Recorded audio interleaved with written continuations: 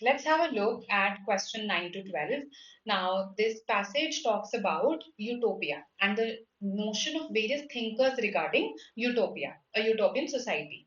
A utopian society, for your information, is an ideal society where everybody is happy and it's things are like equal, communal. So this is how it has been defined.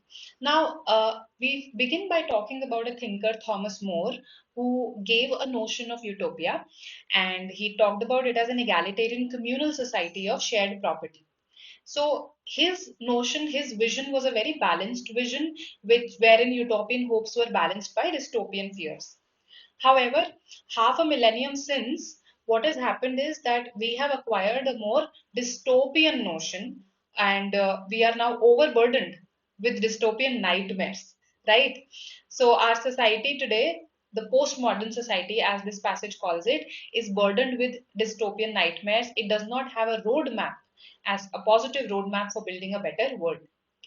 Then it talks about how Karl Marx criticized the term utopian, the term utopia. Okay, Karl Marx felt that the utopian thinkers were giving a blueprint of an ideal society. However, they were not looking at the realistic forces in the process of giving this blueprint. They were ignoring those realistic forces.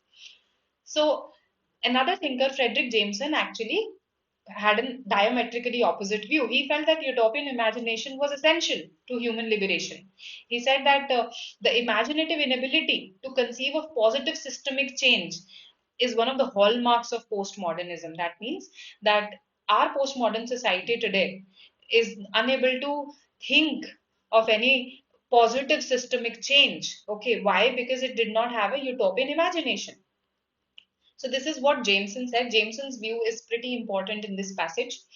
Then we also talk about other thinkers, other leading figures. For instance, Margaret Thatcher, who felt that there was no alternative to conservatism, to conservative ethos. Then we talk about how Karl Marx criticized thinkers like Charles Fourier and Henry Dissent, who again were supporters of utopian idealism.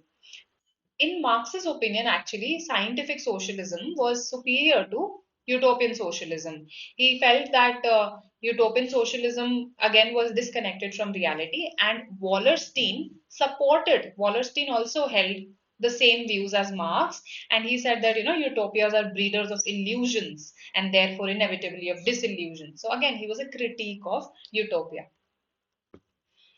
Then, towards the end, we again talk about Jameson, and these are some of the most important sentences of the passage where we talk about how Jameson said that it is utopian, this utopian notion that keeps the hope of a better society alive, that keeps social agitation alive in the hope of a better society.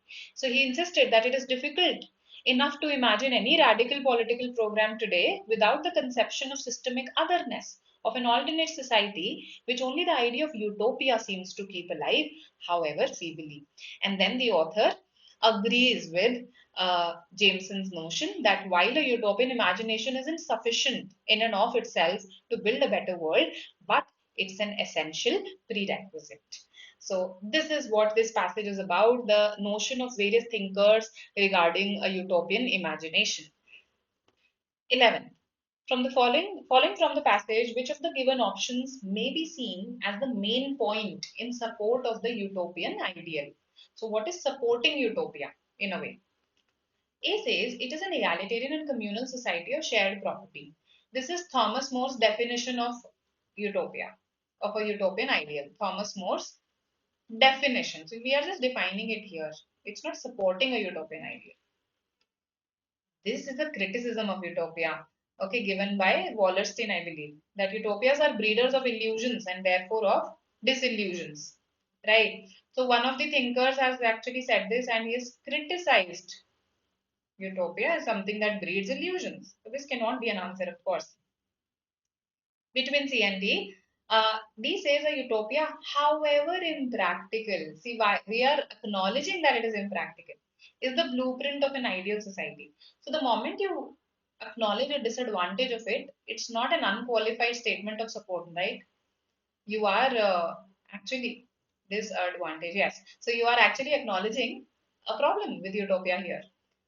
So C is the answer, and this is actually a very important point mentioned in the passage towards the end, that utopia keeps social agitation alive with the hopes of a better society. So go to the last paragraph, you will find this, and a very important point of the passage in support of the utopian imagination, the utopian ideal. So this was easy because of the options again.